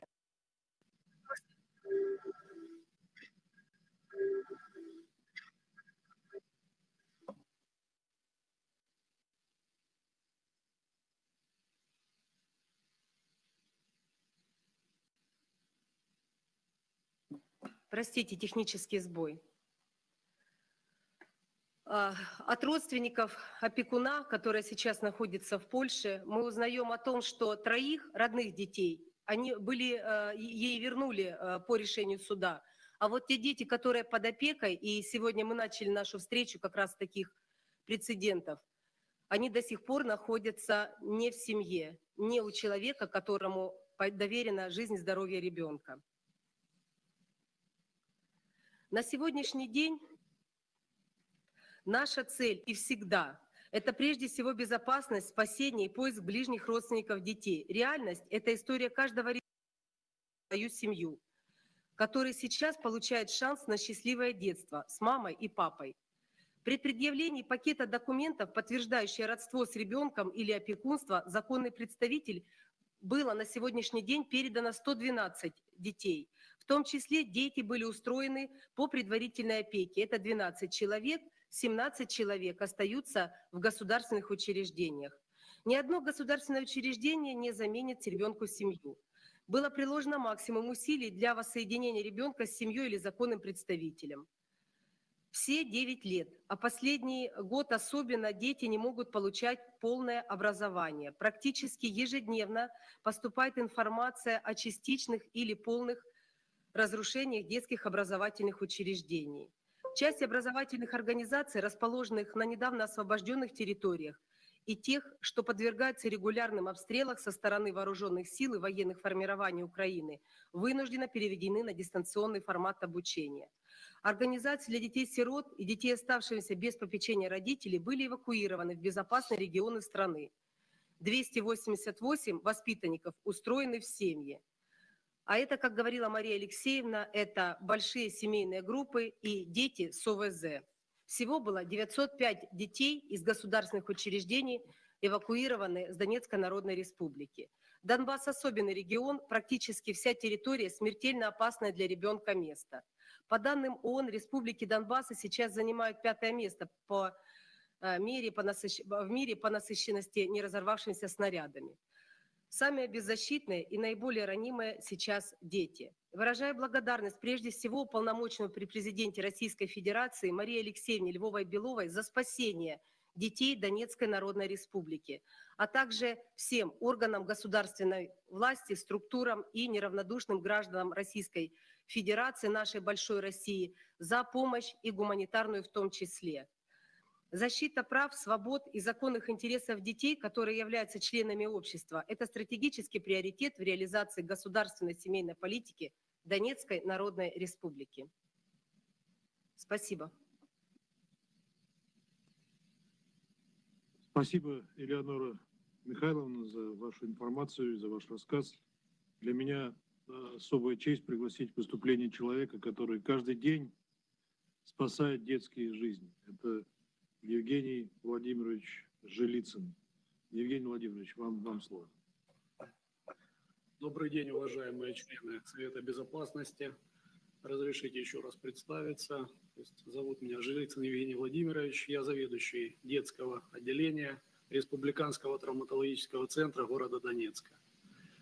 В этом году нашему центру, как и, в общем-то, и нашему отделению, исполняется 70 лет.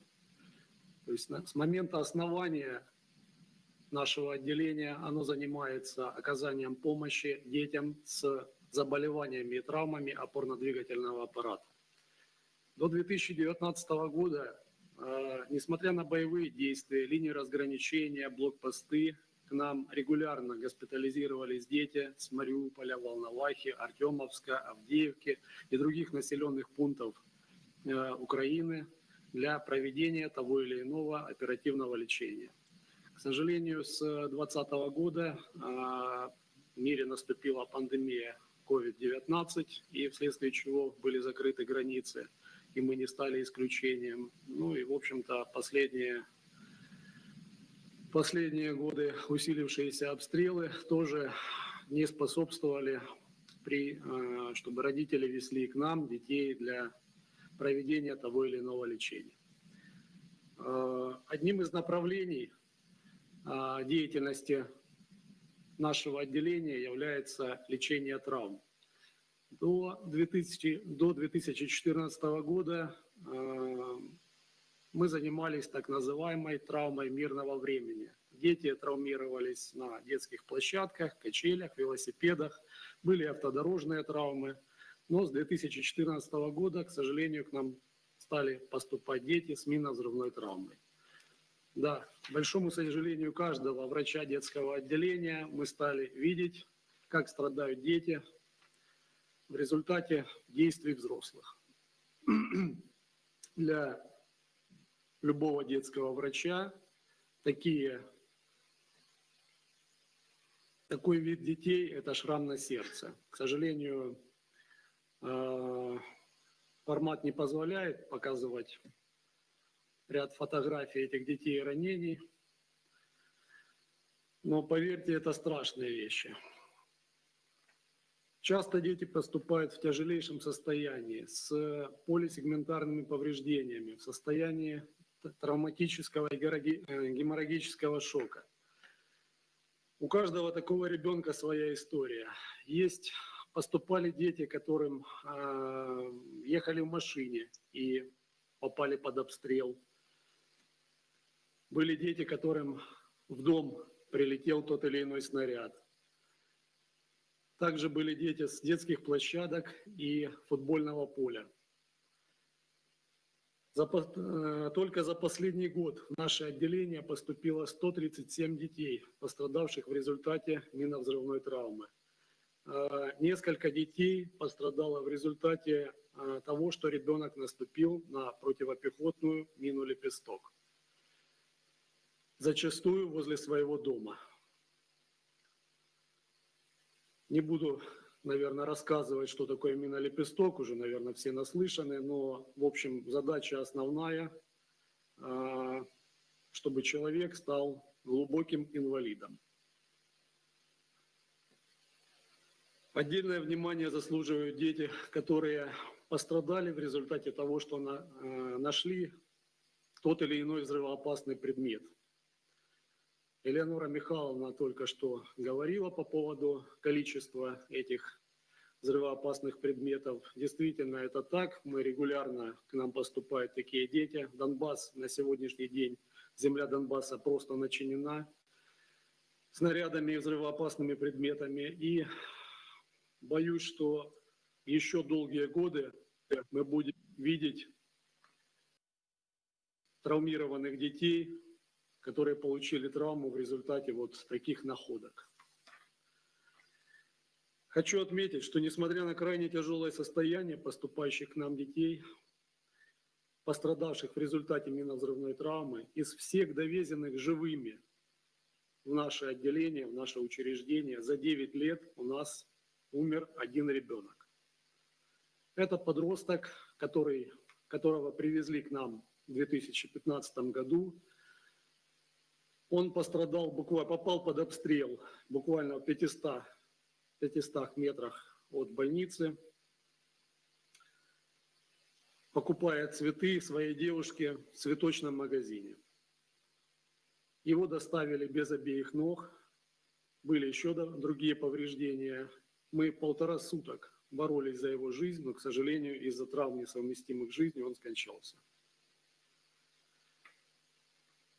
Из 137 детей с минно-взрывной травмой, которые поступили к нам за последний год, 2 были выполнены ампутации.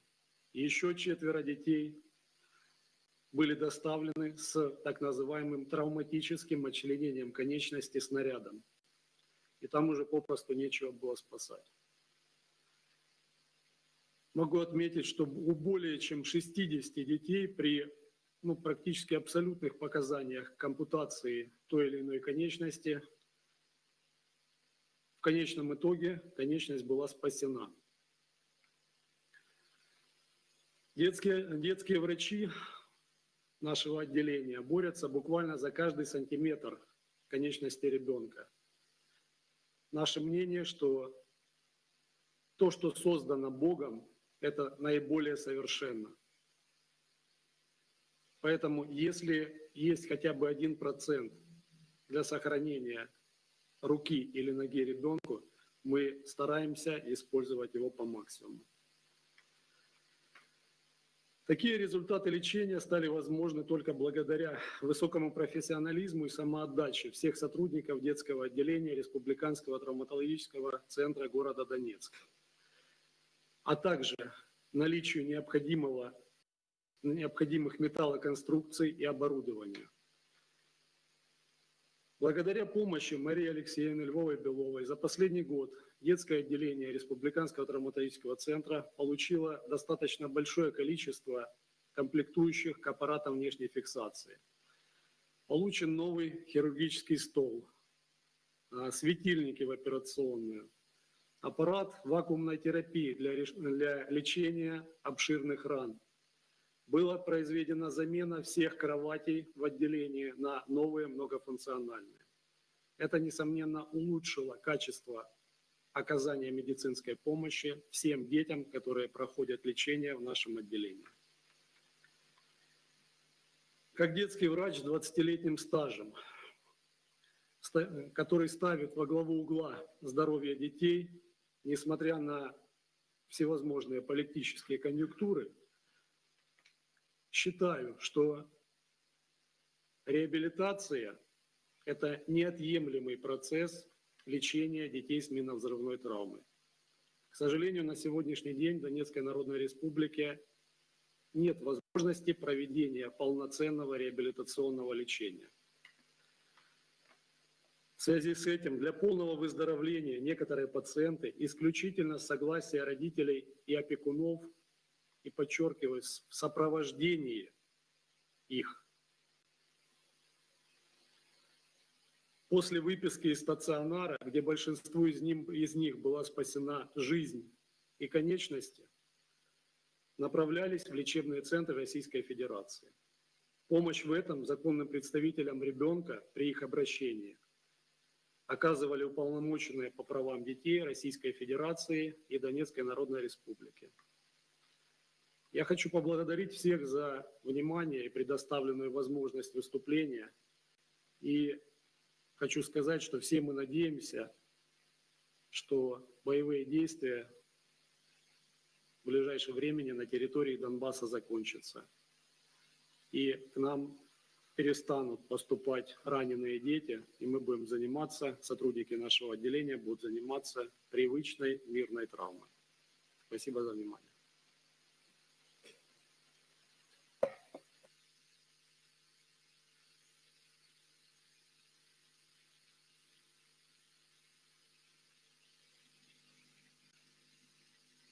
самых минно-взрывных травм, которые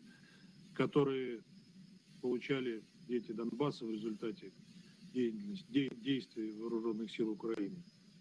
И спасибо вам огромное за бесценный каждодневный труд по спасению жизни и здоровья детей. Я вижу, мы сейчас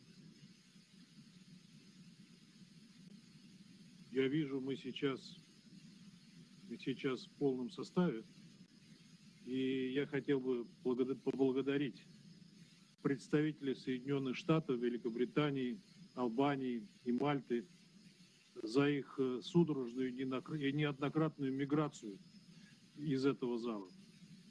Это наглядная демонстрация своего безразличного отношения к судьбе детей Донбасса и украинских детей. Мы организовали нашу встречу для того, чтобы рассказать правду об этой ситуации из первых рук, от тех, кто этим непосредственно занимается. Именно для этого и проводится неформальное заседание Совета Безопасности по формуле Ари. Но вы не хотите этого слушать и слышать. Понятно, что вам это неприятно и компрометирует ваш нарратив. Правда вам не нужна. Вы уже вынесли вердикт на основе лживых фактов и домыслов, как в случае с теми же Скрипалями, с якобы отравлением Навального, с мерзкой провокацией в Буче. Этот список можно продолжать. Вам комфортно жить в том коконе лжи и держать в нем свою общественность. Все, что этому угрожает, это для вас российская пропаганда, и мы об этом сегодня, разумеется, услышим. Еще именно вы, а не мы, вводите цензуру в Совете Безопасности.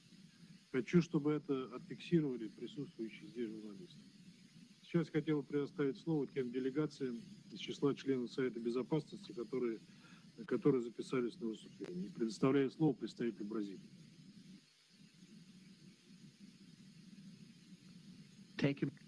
Благодарю вас, господин председатель, признательно за организацию сегодняшнего заседания. В этой дискуссии необходимо руководствоваться фундаментальным принципом международного права в области прав человека, наилучшие интересы ребенка. Не может быть споров относительно важности защиты детей от войны и ее последствий. Нельзя допустить, что политическое противостояние ухудшало положение детей, которые уже стали жертвами конфликта, который они не начинали. Бразилия глубоко обеспокоена нарушением прав детей в конфликтных зонах, включая сообщения о 6 грубых нарушениях. Мы обеспокоены в этом отношении выводами последнего доклада Комиссии по расследованию по Украине. Мы признаем, что ситуация здесь является предметом обеспокоенности для генерального секретаря и что она будет включена в его следующий доклад по вопросу «Дети в вооруженные конфликты».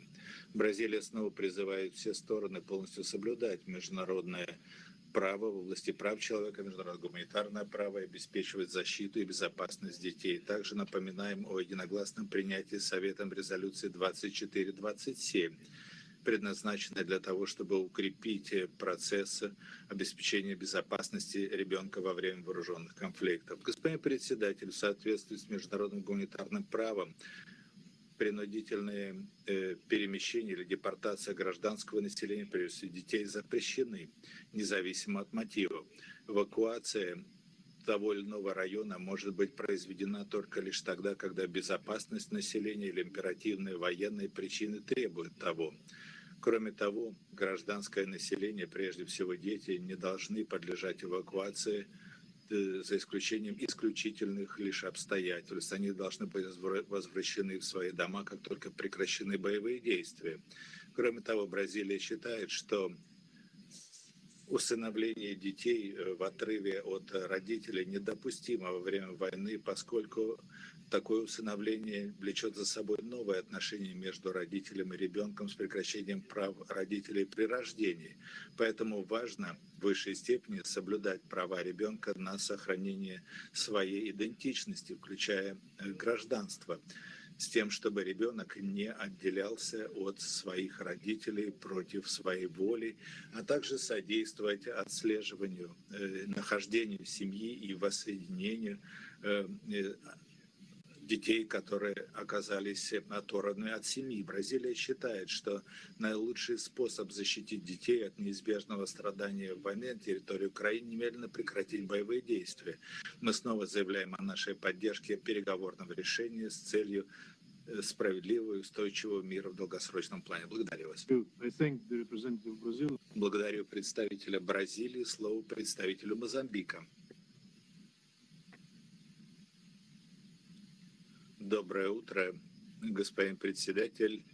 Я благодарен Российской Федерации за созыв этого заседания по формуле Ария Совета Безопасности и докладчикам за их обстоятельные заявления. Господин председатель, в ситуации конфликта дети являются жертвой в первую очередь. Они являются уязвимой группой населения. Жизнь их травматизирована из-за ужасов войны. Такая ситуация, когда дети особо уязвимы, требует от мира осудить и мобилизоваться на действия для того, чтобы обеспечить их благополучие, для того, чтобы их права были соблюдены, для того, чтобы у детей была возможность жить в безопасных условиях. В этом году, в феврале, мы уже имели возможность обстоятельно обсудить вопрос о детях в вооруженных конфликтах. В рамках этой повестки дня в свете резолюции 1261 Совета Безопасности и 2427. Тем не менее, мы обеспокоены тем, что остаются постоянные нарушения в отношении детей в условиях конфликта. Ежегодный доклад генерального секретаря по теме «Дети в вооруженные конфликты» за 2021-2022 годы указывает, что в общей сложности 23 982 случая было зафиксировано, где имели место грубые нарушения. Эти цифры требуют от нас новых действий для того, чтобы обеспечить защиту прав ребенка с использованием имеющихся в международном сообществе средств защиты. И в этом плане Мозамбик призывает все стороны, которые причастны к конфликту, сделать все, чтобы дети были защищены от перемещения, от лишения своего права на образование. Господин председатель, Мозамбик считает важным тот факт, что трактовка прав ребенка применительно к конфликту между Россией и Украиной, чтобы этот вопрос решался. И в этом плане мы призываем обе стороны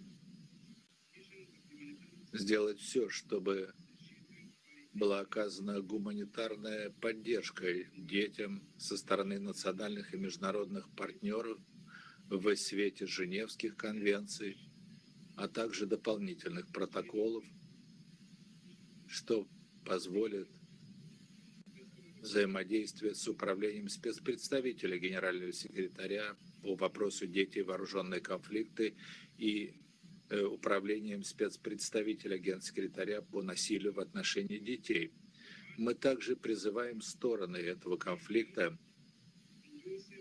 вести диалог, который привел бы к окончанию конфликта, и это, в свою очередь, позволит избежать неизбирательного, непропорционального использования тяжелых вооружений, включая устройство взрывного действия, использование оружия в районах проживания населения влечет за собой страдания детей. Это препятствие на пути реализации детьми своих фундаментальных прав. И в этом отношении мы просим, чтобы были необходимые механизмы для безопасной эвакуации детей из пострадавших районов с учетом долгосрочного влияния их перемещения и новых реалий на местах. Мы снова отмечаем, что самый эффективный, устойчивый механизм для защиты детей и вообще всего гражданского населения должен был задействован для того, чтобы устранить коренные причины и урегулировать конфликты мирным и конструктивным образом. Благодарю вас, господин председатель. Благодарю представителя Мозамбика. Слово представителю Мальты. Господин председатель, Мальта рассматривает, что сегодняшнее заседание – это не должное использование формулы АРИ. Международное сообщество и Совет Безопасности, и это полное пренебрежение ООН. 2 недели тому назад Совет Безопасности проголосовал против участия госпожи Дарьи Морозовой, которая была представлена как уполномоченная Донецкой Народной Республики на одном из заседаний. Несмотря на это полное неприятие, Россия снова призвала так называемых 2 пригласила представителей ДНР. Мы напоминаем резолюцию ЕС-11/4 Генассамблеи и твердо подтверждаем нашу приверженность суверенитету и независимости и территориальной целостности Украины в рамках международно признанных границ. Попытки аннексии России незаконны, не имеют никакой действенности по смыслу международного права. Наше присутствие сегодня направлено на то, что противодействие дезинформации России нельзя истолковывать как то, что мы признаем такой статус. Был издан ордер на арест МУС в отношении докладчицы. Из концептуальной записки России говорит, что эти докладчики могут представить объективную информацию по детей в Донбассе. Российская агрессия против Украины имеет долгосрочные последствия для украинских детей и их семей. Многие из них были вынуждены покинуть свои дома и искать убежище в других странах. Половина из перемещенных детей, многие в отрыве от своих семей, и они подвержены насилию, эксплуатации, злоупотреблению. Дети покинули родные места, закрыты школы, медицинские объекты были разрушены в военных целях, и их физическое целостное благополучие просто сведено на нет конфликтом. Долгосрочные последствия для физического и умственного здоровья также будет серьезно. Созыв формулы АРИ для того, чтобы распространять информацию по этой гуманитарной трагедии цинично и вызывает сожаление. Факты ясны. За последний год украинские дети были подвержены принудительному вывозу в Россию или в районы под российским контролем. В последнем докладе независимая международная комиссия по расследованию по Украине сделала вывод о том, что эти депортации нарушают международное гуманитарное право, и это равносильно военным преступлениям. Как рекомендовала комиссия, Россия должна представить надежную и комплексную информацию по количеству и местонахождения всех детей, которые были вывезены или депортированы по различным причинам. Эффективное взаимодействие между детьми и их семьями необходимо наладить без промедления. Кроме того, дети должны также инициативно быть возвращены в Украину в соответствии с их оптимальными интересами и международными обязательствами с использованием технической помощи международных организаций. Кроме того, Россия должна не допускать новых вывозов или депортаций детей из Украины. В этом контексте принимаю к сведению также решение МУС издать ордер на арест госпожи Марии Львовой-Беловой. Ордер был издан по предполагаемой причастности к военным преступлениям в связи с депортацией и вывозом украинских детей в Россию. В прошлом году Мальта была в числе государств-участников, которые ситуацию по Украине направили в МУС. И я сегодня заявляю полной приверженности Мальты деятельности суда. Приветствуем, поощряем новые усилия направленные на то, чтобы обеспечить полную ответственность за преступления и другие серьезные преступления в связи с агрессивной войной России против Украины. Такие преступления не должны быть безнаказанными, виновными привлечены к ответу. Коллеги, в заключение, Мальта подтверждает свою приверженность повестке «Дети, вооруженные конфликты». Это приоритет во время нашей работы в Совете, неотъемлемая часть нашей внешней политики. Не допускал нарушения прав детей, затронутых вооруженным конфликтом. Этому относится особо серьезно. Мальта подтверждает призыв к Российской Федерации немедленно прекратить боевые действия, вывести все войска из Украины и соблюдать устав ООН и выполнять свои обязательства, в том числе и по смыслу Конвенции по правам ребенка. Благодарю вас. Председатель, я благодарю представителя Мальты. Должен сказать, что я впечатлен вашим заявлением. Вы задавали вопросы и решили не слушать ответы. Ответы дали докладчики. Это диалог глухого со слепым. Вы его выбрали именно это, и, конечно же, именно так вы относитесь к этой ситуации, так относитесь к людям в Донбассе и к тому, о чем они рассказывают. Слово представителю Японии. Благодарю вас, господин председатель. Япония не признает незаконной оккупации и попытки аннексии территории Украины Россией. Мы не поддерживаем поведение также, которое осуждено Международным уголовным судом. Наше участие в заседании без ущерба для этой позиции Японии. Участие по телесвязи докладчиков также не меняет статуса ордера на арест. Япония поддерживает верховенство права, и любые попытки дискредитировать МУС недопустимы. Мы внимательно следим с большим интересом, с особым интересом за тем, как развивается это расследование. Мы также возмущены тем, что Россия пригласила в качестве докладчика уполномоченного по правам ребенка в качестве докладчика на сегодняшнем заседании, где речь идет о детях, которые пострадали от российской неспровоцированной агрессии против Украины. Господин председатель, глубоко обеспокоены положением детей в войне на территории Украины. Просто трудно себе понять, насколько разрушительна эта ситуация для детей, для их семей, которые разделены сегодня. Мы не должны закрывать глаза на коренные причины. Положение детей, безопасность детей в опасности из-за незаконной агрессии России против Украины. Так называемая эвакуация детей, это никоим образом не является решением. Это лишь ведет к обострению ситуации. Нам же необходима немедленная эвакуация российских сил и военной техники из Украины в рамках международно признанной границы, а не эвакуация детей. Подавляющее большинство государств-членов совершенно четко об этом говорит, о чем свидетельствует резолюция Генассамблеи, принятая в феврале. Благодарю вас. Председатель, я благодарю представителя Японии. Слово представителю Китая.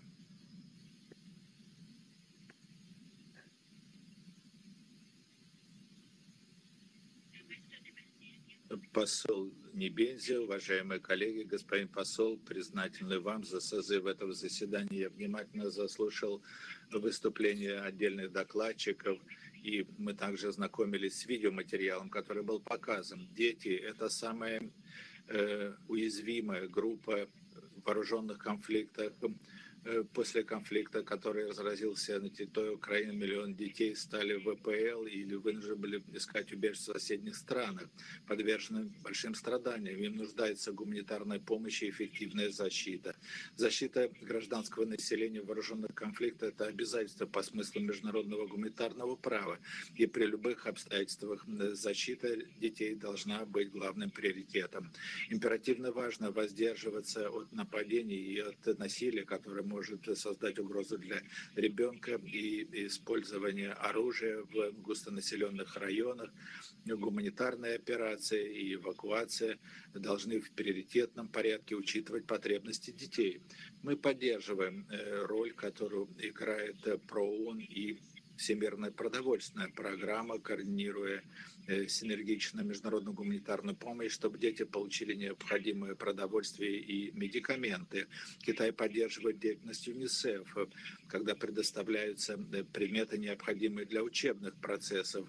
И просим также страны, которые принимают у себя беженцев, помогайте детям в реализации бесперебойным образом права на образование. Особое внимание должно быть к детям, которые пытаются получить убежище, прежде всего, когда их не сопровождают взрослые члены семьи. Китай признателен гуманитарным учреждениям, которые помогают детям в этом деле, в получении гуманитарной помощи и поддержки. Приветствуем все меры, направленные на скорейшее воссоединение отделенных детей со своими родными и близкими. Мы отметили тот факт, что Россия отмечает, что на временном плане предоставлена опека и попечительство детям. Это никоим образом не препятствует воссоединению со своими семьями. Коллеги, Китай не участвует в Римском статуте, наша позиция по МУС не изменилась. Мы надеемся, что МУС будет занимать объективную позицию и соблюдать право и должным образом выполнять свои функции и добросовестно толковать международное право, избегая политизации двойных стандартов, согласно с Бразилией и Мозамбиком, что наилучшая защита для ребенка – это ликвидация конфликта и установление мира. Снова обращаемся с призывом к тому, чтобы не отказывались от дипломатических переговоров, и необходимо всячески добиваться мира. Международное сообщество должно в срочном порядке идти путем мирных переговоров и побуждать стороны к возобновлению переговоров без предварительных условий и без промедлений. Позиция Китая по Украине остается единообразная и ясная. Мы поддерживаем суверенитет и целостность всех стран. Необходимо выполнять принципы и цели устава. Легитимная обеспокоенность в области безопасности всех стран должна быть учтена. И все усилия, которые ведут к мирному регулированию кризиса, должны быть поддержаны. Готовы работать с международным сообществом для того, чтобы активно добиваться политического решения кризиса и предоставить детям лучшее будущее и мир на планете. Я благодарю представителя Китая. Слово представителю Ганы. Господин председатель, 2 месяца назад Совет и международное сообщество в целом отметили годовщину войны в Украине, что привело к самому большому передвижению населения в Европе после Второй мировой войны. Более 8 миллионов беженцев разбросаны в Европе, 5 миллионов внутренне перемещенные лица. Мы пытаемся справиться с этими реалиями, и также перед нами статистика по детям, чьи мечты, надежды на жизнь среди родных и близких сводятся на нет. Дети несопровождаемые, дети в трудных условиях, когда угроза их жизни, все это ведет к незаконному усыновлению, другим нарушениям. И в этом отношении украинские власти и власти соседней страны, международное сообщество должны сделать все для того, чтобы системы защиты ребенка были укреплены, и чтобы они адекватно получили ресурсы для того, чтобы устранить всю угрозу для ребенка, в том числе, чтобы дети перевозились в безопасные места. Мы считаем, что полное прекращение боевых действий России против Украины будет в конечном итоге самой эффективной устойчивой мерой защиты ребенка. Господин представитель, Конвенция по правам ребенка признает достоинство каждого ребенка и изложены базовые права, которые должны получить все дети, в том числе на безопасную семейную располагающую обстановку. Нужно учитывать так, что безопасная и упорядоченная эвакуация – это неотъемлемый элемент гуманитарной помощи во время конфликта, и это должно сопровождаться скоординированным действием правительства, учреждений международного сообщества с учетом отличительных особенностей каждого ребенка. Поэтому неверно было бы предполагать, что эвакуация детей – это самоцель. Конечная цель таких процессов – это безопасное возвращение и реинтеграция детей в круг изначального их проживания, а также возврат к их законным опекунам, попечителям, родителям, как только позволят условия. Дети, родители которых не могут быть немедленно найдены, не должны подвергаться перевозке через границу при том понимании, что они являются сиротами. И дети должны воссоединиться с семьей в соответствии с Конвенцией по правам ребенка и другими международно-правовыми документами по защите ребенка. Все государства должны обеспечить национальную идентичность ребенка и их семейные отношения, как это признано законом, без законного вмешательства. Принудительное иностранное гражданство нарушает их права и по смыслу международного права. Усыновление в других странах должно проводиться только лишь в консультации с властями страны происхождения в соответствии с принципами международного права.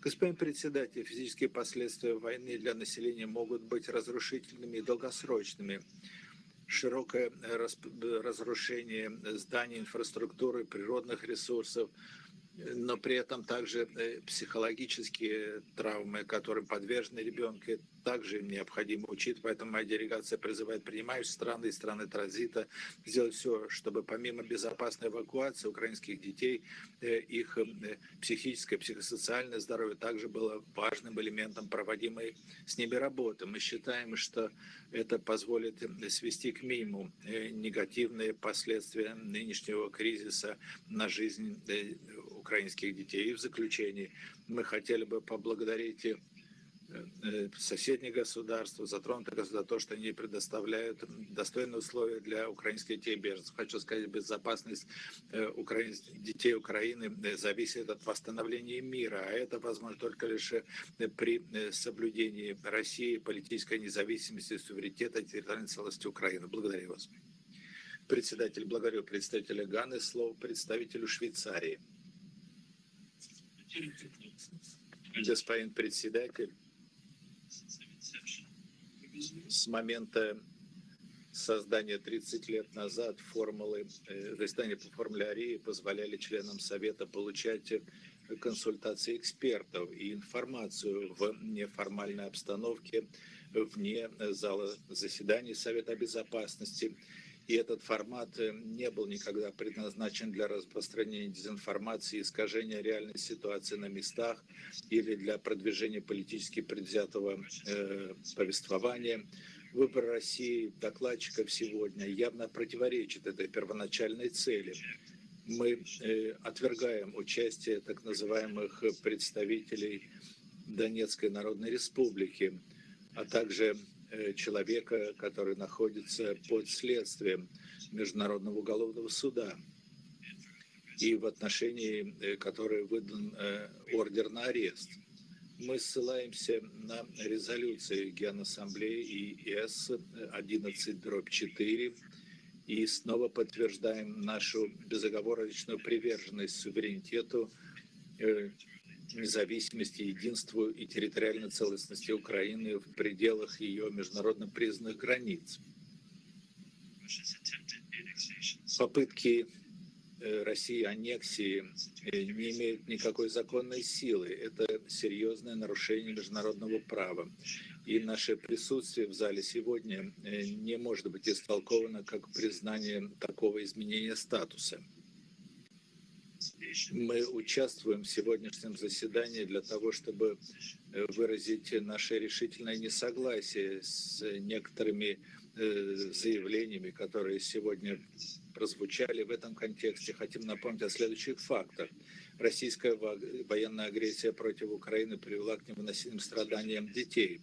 Швейцария глубоко обеспокоена случаями незаконной депортации и перемещения детей, которые независимой комиссией по расследованию были квалифицированы как военные преступления.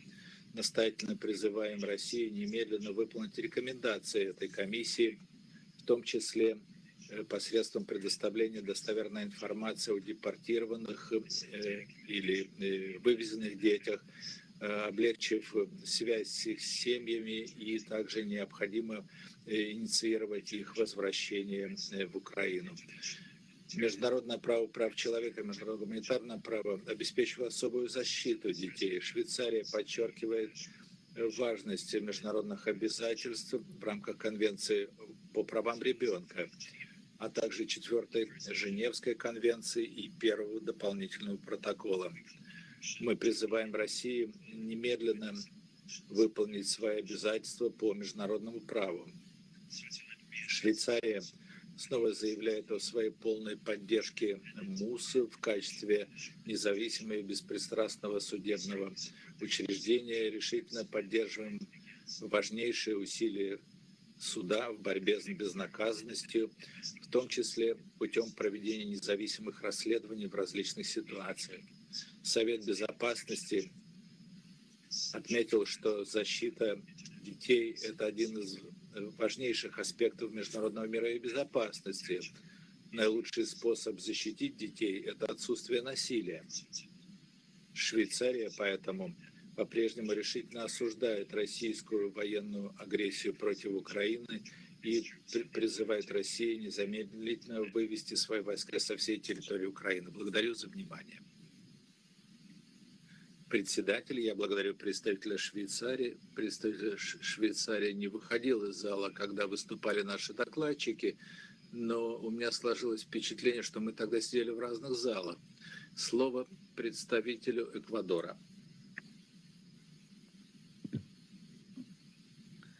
Le agradezco, señor embajador, por darme la palabra. Благодарю, господин посол, за то, что предоставили слово. Моя делегация не согласна с содержанием концептуальной записки, которая была распространена вашей делегацией.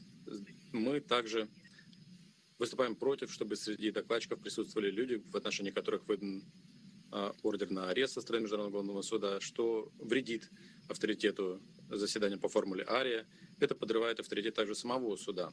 Как государство, участник Римского статута, Эквадор поддерживает работу Международного уголовного суда и внимательно следит за, в частности, решением прокурора Карима Хана и за проведением расследований по предполагаемым военным преступлениям, среди которых незаконная депортация детей и их незаконное переселение на оккупированную украинскую территорию и на территорию России. Также в соответствии с данными, которые были представлены Международной независимой комиссией по расследованию событий в Украине, в этом докладе содержатся факты об ужасных, грубейших нарушениях прав человека и детей в контексте военной агрессии России в отношении Украины. Мы выступаем против нарушения норм по защите детей в условиях вооруженных конфликтов. Мы призываем Российскую Федерацию сотрудничать со всеми существующими, проводящимися сейчас процессами расследования, предоставлять надежную, достоверную информацию по местоположению каждого из детей.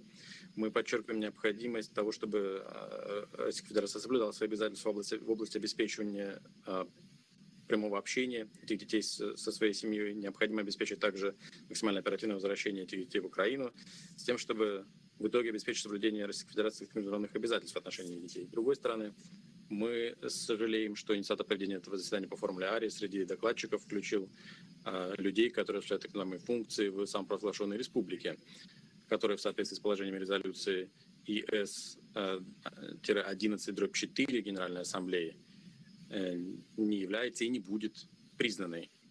Эта резолюция призывает все государства и международные организации никаким образом не признавать никакое изменение статуса ни одной из украинских областей, ни Донецкой, ни Херсонской, Луганской, Запорожской.